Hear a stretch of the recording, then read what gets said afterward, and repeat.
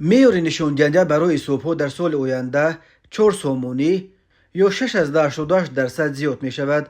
اول آن 68 سومونی است و سال 2024 72 سومونی خواهد شد. در این باره در متن قانون بودجه دولتی تاجیکستان برای سال 2024 که در پورتال اطلاعاتی حقوقی وزارت عدلیه کشور نشر شد ذکر شده است. در ماده 23 قانون گفته می شود که از 1 ژانویه سال 2024 نشان‌دهنده برای صبح‌ها جهت حساب‌کنی انداز، پرداخت‌های دیگری حتمی، مجازات جریمه‌ای، پرداخت‌های اجتماعی، اینچنین برای حساب‌کنی این یا آن بزرگ‌های ارزش حد نهایی که مطابق قانونگذاری جمهوری تاجیکستان تطبیق کرده می‌شوند به اندازه 72 سومانی مقرر کرده شود. این نشان‌دهنده موافق قانون درباره نشان‌دهنده‌های صبح‌ها که از 1 یولی سال 2008 مورد عمل قرار دارد در بودجه دولتی با نظرداشت سطح تورم پیش بینی شده است.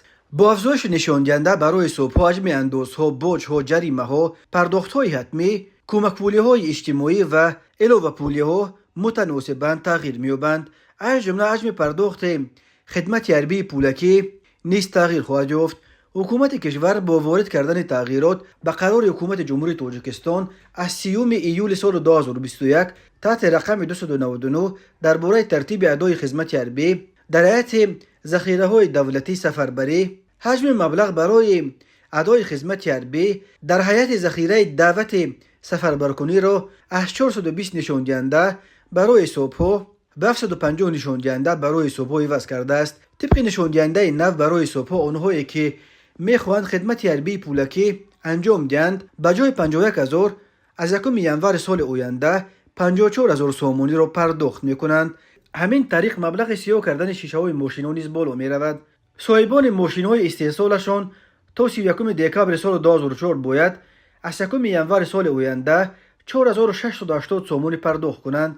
یعنی 65 نشان‌دهنده برای صبح‌ها در حال حاضر این مبلغ 4,420 سومانی را تشکیل می‌دهد.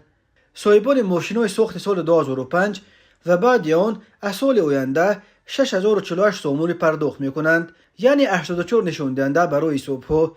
آنها 5,712 سومانی می‌سپارند. اجازت برای سیاه کردن شیشه ماشین‌ها به مدت 1 سال داده می‌شود. از سال 2010 این جانب مبلغ‌های از این جمع شده به صورت حساب مخصوص نیروگاه روغون گذرانیده می‌شوند. اجازتنامه را از شعبه‌های ریاست بازرسی دولتی اتومبیلی گرفتن ممکن است. 5 سال آخر همه ساله معیار می‌افزاید.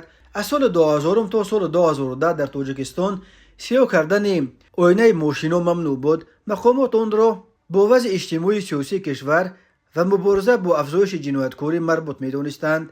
انداز نشان‌دهنده برای صبح‌ها تا سال 2019 در یک سال یک مرتبه و سال 2019 تا 2024 هر سال می افزاید. در سالهای 2015 2016 نشان‌دهنده حساب 40 سومانی را تشکیل میداد. سالهای 2017 2018 50 سومانی، سال 2019 55 سومانی، سال 2020 58 سومانی، سال 2021 60 سومانی، سال 2022 64 سومانی، سال 2023 68 سومانی و سال 2024 72 سومانی می شود.